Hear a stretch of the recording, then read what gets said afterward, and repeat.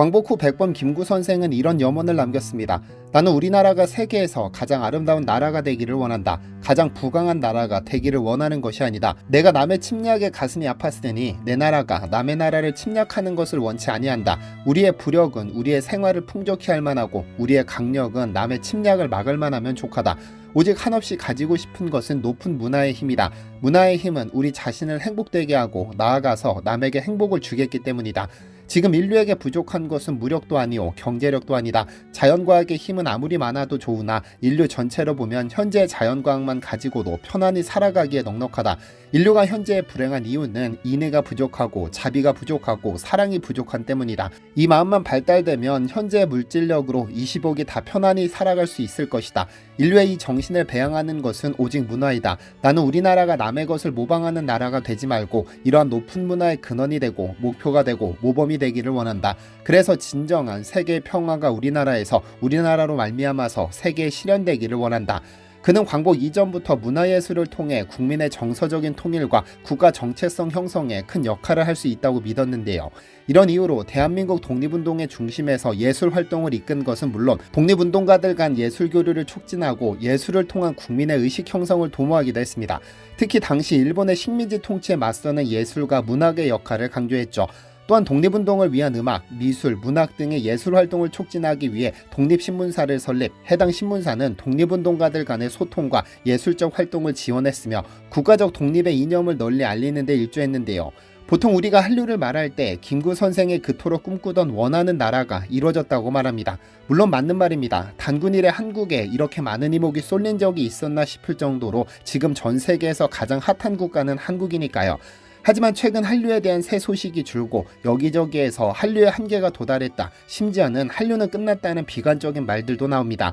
아무래도 뉴스가 줄어 혹은 해외에 나갔을 때 이 한류의 힘을 일반인이 느끼기가 쉽지 않기 때문일 텐데요. 하지만 여러분 혹시 알고 계시나요? 현재 한국은 조금 과장해서 전 세계 MZ세대가 성지로 부를 정도로 매력적인 장소라는 사실을 말이죠.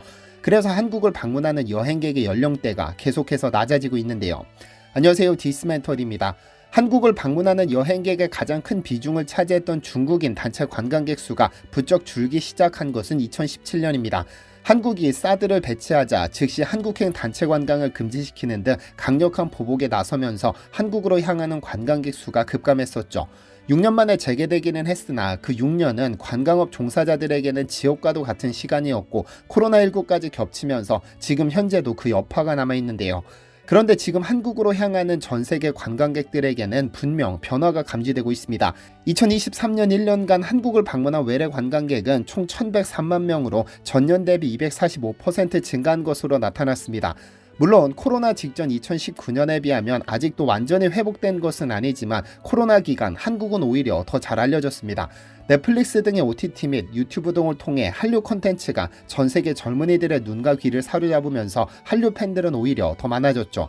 이는 어떤 변화를 가져왔을까요? 지난 3월 11일 한국문화관광연구원이 발표한 2023년도 4분기 외래 관광객 조사에 따르면 한국을 방문한 외국 국적 여행객 4천여 명을 대상으로 실시한 설문조사 결과 한국 여행에 관심을 갖게 된 계기 중 1위는 한류 콘텐츠를 접하고 나서였습니다.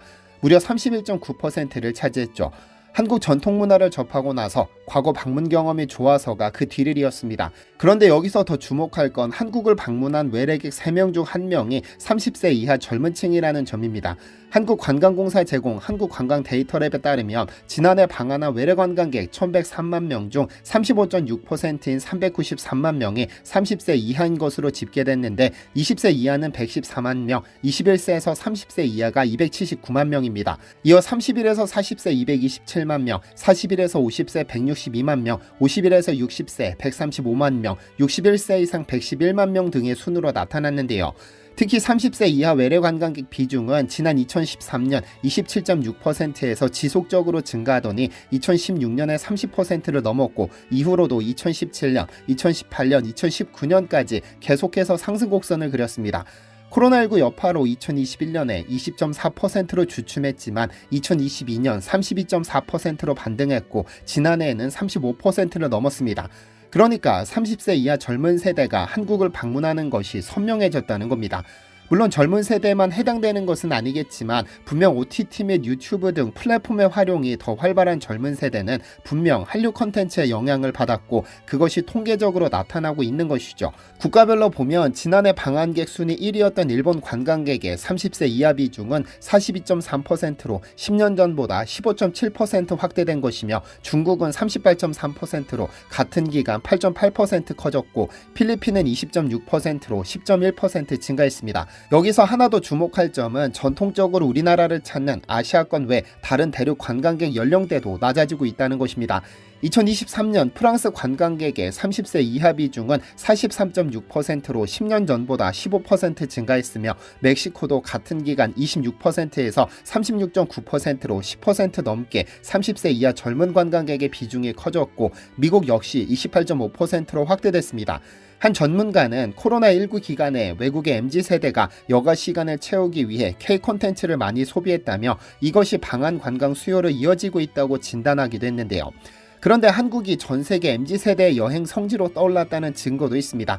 한국으로 여행을 떠날 계획을 세운 젊은이들에게 직접적으로 영향을 미친 유튜브 채널이 있으니까요. 한국관광공사 해외 홍보 유튜브 채널 이매진 유어 코리아입니다. 지난 2월 21일 이매진 유어 코리아 유튜브 채널은 구독자 수 100만 명을 돌파해 골드 버튼을 수상한 것으로 알려졌는데 2011년 6월 개설해 약 789편의 한국 관광 해외 홍보 영상 콘텐츠를 생산해 세계에 알렸습니다. 누적 조회수가 무려 36억 회에 달하죠. 국가에서 운영하는 유튜브 채널이 100만 구독자를 달성한다는 것은 엄청난 일입니다. 전 세계 국가 관광기구 중 골드 버튼을 받은 채널은 이매진 유어 코리아가 유일하기 때문입니다. 튀르키예가 98만 명, 프랑스가 48만 2천 명, 싱가포르가 35만 4천 명, 카타르가 22만 5천 명을 달성했죠. 그간 범 내려온다와 머드맥스로 조회수 돌풍을 일으킨 필더 리듬 오브 코리아 시리즈, 대한민국 구석구석의 매력적인 지역관광 콘텐츠를 트렌디한 방식으로 소개한 각종 숏폼 영상, 생성형 인공지능을 활용해 제작한 신개념 홍보 영상 등 독보적인 관광 콘텐츠를 지속해서 선보여왔습니다.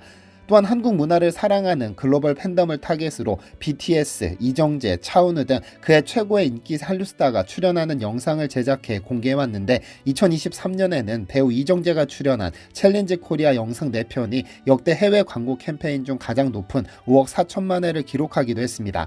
즉 우리나라를 홍보하기 위해 만든 유튜브 채널조차 한류의 날개를 타고 비상 중인 겁니다. 이런 한류의 날개를 타고 가장 활발하게 비상 중인 것은 단연 한국어입니다. 아시아권에서 한국어는 전통적으로 꽤 인기 있는 언어였지만 놀라운 것은 유럽이 달라지고 있다는 점입니다. 지금 한국어 전임 교수가 부족해 유럽 대학교에서 지원자를 다 받지 못할 정도라고 하는데요.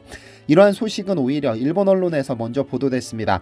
일본의 니케이 아시아는 얼마 전 유럽 주요 대학에서 부는 한국어 열풍에 대해 집중 보도했습니다. 영국 센트럴 랭커셔 대학에서 한국학 교수를 맡고 있는 미아킴 조 교수는 니케이 아시아와의 인터뷰에서 K-팝과 같은 콘텐츠는 젊은 학생들을 한국 강의로 이끄는 동기라며 학교로 다시 돌아와 공부하는 만학도들도 한류 콘텐츠의 매력을 느껴 관련 강의를 찾고 있다고 전했습니다. 즉 MZ세대뿐 아니라 전 연령대에서 한국어를 배우려는 수요층이 확대되고 있어 한국어면 한국학을 제대로 가르칠 교수진이 오히려 부족할 지경이라고 하죠. 프랑스 보르도 몽테뉴 대학교의 경우 한국어 인기가 높아져 지원자가 폭등하고 있지만 전임 교수 부족으로 모든 학생을 수용하지 못하는 상태라고 전해졌습니다. 니케이 아시아에 따르면 보르도 몽테뉴 대학은 지난 2022년 한국어와 영어 응용 외국어 학사학위 과정을 개설했는데 1420명의 지원자가 몰렸지만 전임 교수가 고작 3명에 불과해 지원자의 3%인 40명만 수용한 것으로 알려졌습니다. 입학 경쟁률이 35.5대 1에 이른 것이죠. 이는 프랑스에서만 목격되는 현상은 아닙니다. 영국 셰필드 대학교의 한국어 프로그램 지원자가 2015년부터 2021년까지 2배 이상 증가하고 있으며 소아스 런던 대학에서도 한국어 강좌가 대학 전체 외국어 수업 중 3위에 오를 정도로 인기가 높아졌다고 하죠.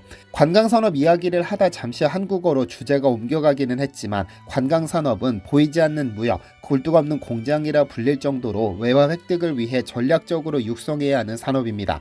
뿐만 아니라 일자리 창출, 국위 선양, 국제 친선 및 문화 교류에도 기여하는 바가 상당하죠. 다만 관광산업은 단순히 정부가 잘한다고 민간이 노력한다고 성장하지 않습니다. 관광업 종사자들이 외국인을 봉으로 보지 않고 진심을 담아 고객으로 대할 때 과거 방문 경험이 좋아서 한국을 재방문하는 외국인들이 늘 겁니다. 일선에서 가장 노력해야 하는 이들이 바로 관광업 종사자들이라는 의미입니다. 늘 어려웠던 대한민국 경제는 오늘도 어렵고 앞으로는 인구절벽에 빠져 낮은 성장세를 기록할 것으로 예상되는 가운데 우리가 나침반 들고 찾아가야 할 목적지는 문화와 관광이 아닐까 합니다. 한류라는 날개를 단 관광산업이 더 높이 비상하길 기대합니다. 시청해주셔서 감사합니다.